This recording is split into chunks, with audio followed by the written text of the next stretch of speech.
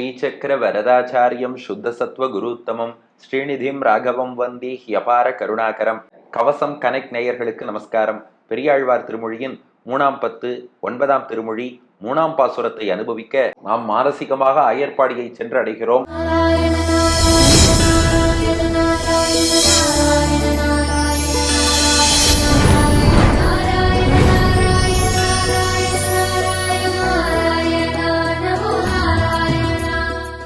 ரெண்டு கோபிகைகள் கைகோத்துக் கொள்கிறார்கள்.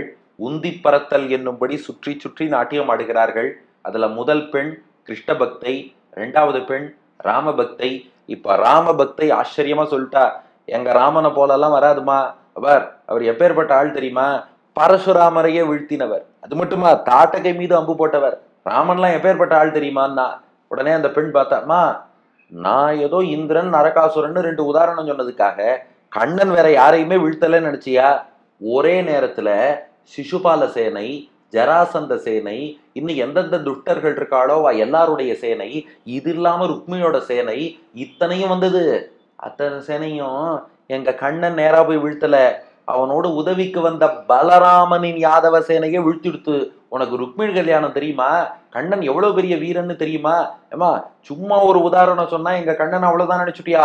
இப்ப நான் சொல்றேன் பாருன்ட்டு உத்வேகத்தோடு 3வது பெண் சொல்கிறாள். ருக்மிணி கல்யாணத்தின் போது எத்தனை எத்தனை சேனையெல்லாம் எங்கள் கண்ணன் தான் கூட நேரா வரல. சில பேர் சொல்லுவா பாருங்க, இந்த கேள்விக்கெல்லாம் நான் பதில் சொல்ல மாட்டேன், என் சிஷ்யனே பதில் சொல்லிடுவான்னு.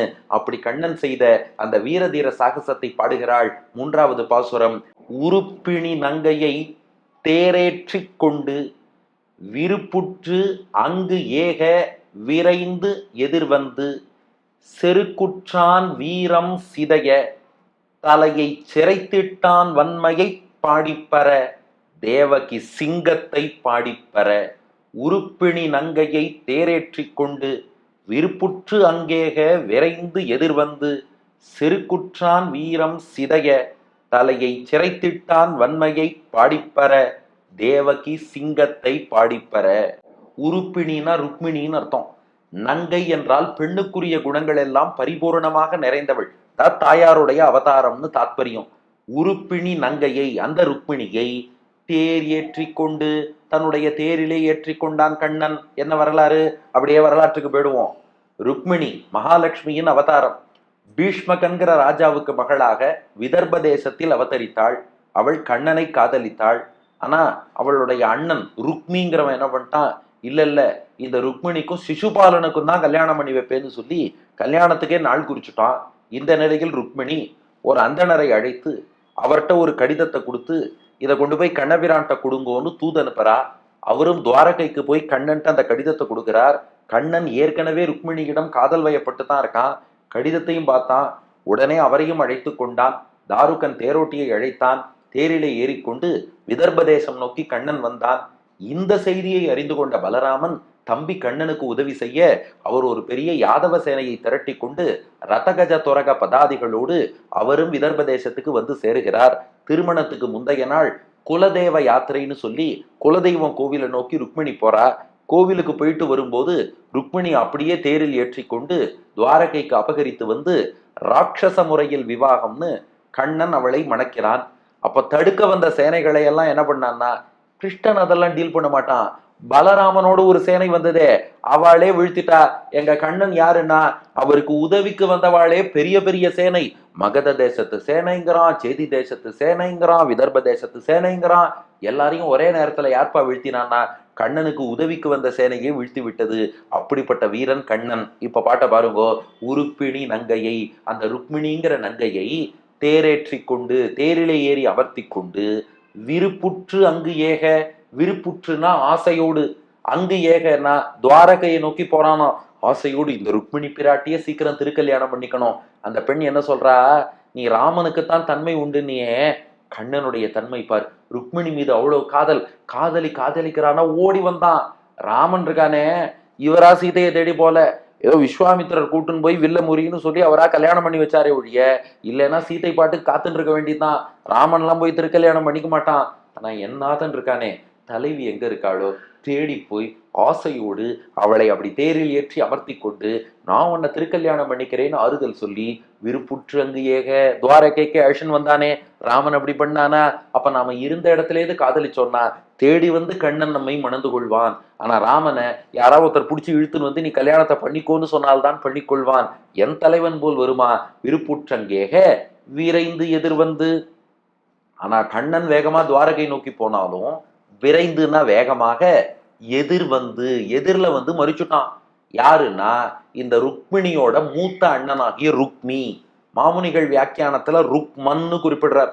ருக்மன்னு சொன்னாலும் அவன் தான், ருக்மின்னு சொன்னாலும் அவன் தான், ஒரே நபர் தான். அந்த ருக்மன் என்பவன் வந்து குறுக்க வழி மறிச்சுட்டான். இந்த மத்த சேனைகளை எல்லாம் பலராமன் வீழ்த்திட்டார். அவள்லாம் நேர் வழியில வந்தா வீழ்த்திட்டார். இவன் பைபாஸ் ரோட்ல குறுக்கு வழியில வந்து கண்ணனை தடுத்தான். அப்படியே கர்வத்தோட நிக்கிறான். அவன் சபதம் வேற பண்ணிட்டு வந்தானா, அந்த கிருஷ்ணனை வீழ்த்திட்டு ருக்மிணியை மீட்டுண்டு ஊருக்கு வந்தால் வருவேன், இல்லைன்னா ஊருக்குள்ளேயே நுழைய மாட்டேன்னு சபதம் வேற பண்ணியிருக்கான் அந்த ருக்மன். செருக்குற்றான் வீரம் சிதைய. ஆனா கண்ணன் என்ன பண்ணான்னா அவனை எதிர்த்து போர் புரிந்து, செருக்குன்னா ஆணவம் கர்வம்னு அர்த்தம். செருக்குற்றான் கர்வத்தோடு வந்தானே ருக்மன், அவனுடைய வீரம் சிதைய, அவன் வீரமே சிதைந்து அழிந்து போகும்படி, அவன் இனி வீரம் வலிமை கர்வம் எதுலையும் வச்சு இந்த வச்சனமே பேசக்கூடாது, அப்படி அவனை அழிக்கத்தான் பார்த்தான். இந்த பெண் இன்னொன்னு சொல்றா, பாரு சும்மா எல்லாரையும் வீழ்த்த தெரிஞ்சா போறாது, யாரை எப்படி ஜெயிக்கணும்னு தெரியணும். இப்போ இந்த ருக்மிய ஒரு நிமிஷத்துல கண்ணன் நினைச்சா அழிச்சிருப்பான். ஆனா அவனை கொன்னுட்டா ருக்மிணி பிராட்டி வருத்தப்படுவா. என்னடா இது, கல்யாணம் பண்ணிக்கிறதுக்கு முன்னாடியே எங்க அண்ணனை கொன்னுட்டாரேன்னு. அதனால தாயார் வருத்தப்படக்கூடாதுங்கிறதுக்காக செருக்குற்றான் வீரம் சிதைய, கர்வத்தோடு வந்தானே அந்த ருக்மன், அவனுடைய வீரம் சிதையும்படி தலைய வெட்டல, தலையை சிரைத்திட்டான். சிரைத்திட்டான்னா அவனுடைய கேசத்தை விரூபம் பண்ணி விட்டானா. விருப்பம் பண்ணுவதுன்னா விகாரம் பண்ணுவதுன்னு அர்த்தம். தலையில 5 இடத்துல குடுமி விட்டு அப்படி அந்த முகத்தை, அவனுடைய கேசபாசத்தை விகாரமாக விரூபமாக ஆக்கி விட்டுட்டு, இத்தோட போரும் உனக்கு உயிர் பிச்சை தருகிறேன்னு விட்டான். நீ சொன்னியே பரசுராமரை ராமன் தாக்கவே இல்லை, பாரு எங்க ஆச்சாரியனுக்கு உறவினர்னு சொல்லி விட்டான். கிருஷ்ணனுக்கு தான் அந்த பண்பு இருக்கு. ருக்மியை நினைச்சா வதம் பண்ணியிருக்கலாம், பண்ணலையே. நீ என்னுடைய மனைவிக்கு அண்ணனாக போயிட்ட, போனா போறதுன்னு செருக்குற்றான் வீரம் சிதைய, தலையை சிரைத்திட்டான் வன்மையை பாடிப்பற. அந்த கண்ணனுடைய வன்மை இருக்கே, வன்மைனா வலிமைன்னு அர்த்தம், அந்த கிருஷ்ணனுடைய வன்மை அதை பாடிப்பற. நீ என்ன சொன்ன? தசரதனுக்கு அப்படியே அடங்கி நடப்பான் ராமன், தாசரதி தன்மை. நான் சொல்றேன் தேவகி சிங்கத்தை பாடிப்பற.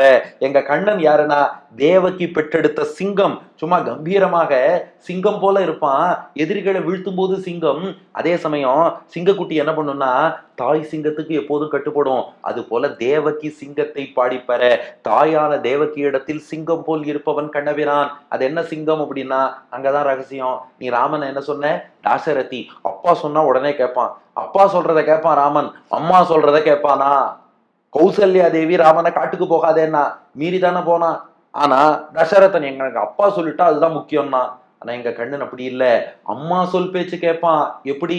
தேவகி சிங்கத்தை கண்ணன் சிறைச்சாலையில ஆவணி ரோகிணி அஷ்டமி திருநாள்ல 4 கை சங்கு சக்கரத்தோடு அவதரிச்சான். தேவகி சொன்னா 4 கை வேண்டாண்டா 2 கைக்கு மாறினா, அடுத்த நொடி 2 கைக்கு மாறினா. அப்ப அம்மா சொல் பேச்ச கேட்டவன், பிறந்த போதே கேட்டவன் எங்க கிருஷ்ணன். உங்க ராமன் 24 வயசுல அப்பா பேச்ச கேட்டாருன்னு நீ பெருசா சொல்லிட்டு இருக்க, அவதரிச்ச போதே எங்க கிருஷ்ணன் அம்மா பேச்ச கேட்டவன். அதுதான் எங்க கண்ணனுடைய சிறப்பு. ஆக மொத்தம் நீ ராமனுக்கு எந்தெந்த பாயிண்ட் சொன்னியோ எல்லாத்தையும் கண்ணன் வீழ்த்திட்டான். ராமன் பரசுராமனை வீழ்த்தினான் அல்லது தாட்டகையை வீழ்த்தினான்னா எங்க கண்ணனுக்கு உதவிக்கு வந்த சேனையே பல சேனைகளை வீழ்த்திருத்து. அப்புறம் பரசுராமனை கொல்லக்கூடாதுன்னு நினைச்சா ராமன் நீ சொல்றியா? ருக்மியை கூட கொல்லக்கூடாதுன்னு உயிர் பிச்சை அளித்தான் கண்ணன் வச்சுக்கோ. இல்ல ராமன் அப்பா பேச்ச கேட்டு நடப்பாங்கிறியா? எங்க கண்ணன் அம்மா பேச்ச கேட்டு நடப்பான். அதனால உருப்பிடி நங்கையை தேரேற்றி கொண்டு விருப்புற்றங்கேக விரைந்தெதிர் வந்து செருக்குற்றான் வீரம் சிதைய, தலையை சிரைத்திட்டான் வன்மையை பாடிப்பற. தேவகி சிங்கத்தை பாடிப்பற. ருக்மிணி பிராட்டியை தேரிலை ஏற்றிக்கொண்டு விருப்பத்தோடு ஆசையோடு துவாரகையை நோக்கி புறப்பட, எதிரில கர்வத்தோடு வந்தானே ருக்மி, அவனுடைய வீரம் சிதையும்படி அவன் தலையை சிரைத்தானே, அந்த கண்ணனுடைய வலிமையை பாடிப்பற. தேவகி சிங்கத்தின் வலிமையை பாடிப்பற. அடியேன் வழங்கும் ஆங்கில வடிவம். carrying Rukmini with him in the chariot as he was going to Dwaraka with a lot of love and desire, as Rukmi stopped him on the way, the Lord destroyed the wicked Rukmi's valor and cut his hair locks in 5 places, fly singing the glories of the valor of Krishna, fly singing the lion cub of Devaki என்பது இதற்கான ஆங்கில வடிவம். அந்த பெண் பார்த்தா, என்ன வார்த்தை சொன்ன, எங்க ராமன் அம்மா பேச்சு கேட்காதவனா, ராமனும் தாய் பேச்சு கேட்பவன், எப்படி, அதை அடுத்த பாசுரத்தில் காண்போம். பெரியாழ்வார் திருவடிகளே சரணம்.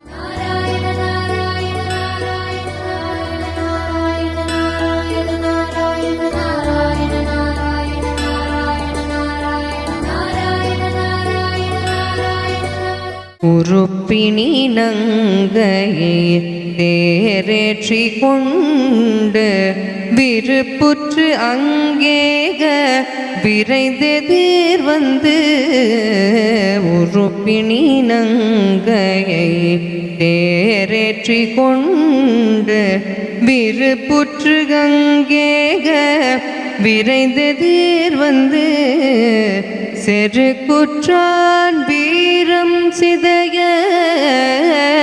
தலையை சிரைத்திட்டான், வன்மையை பாடி பர தேவகி சிங்கத்தை பாடி பர,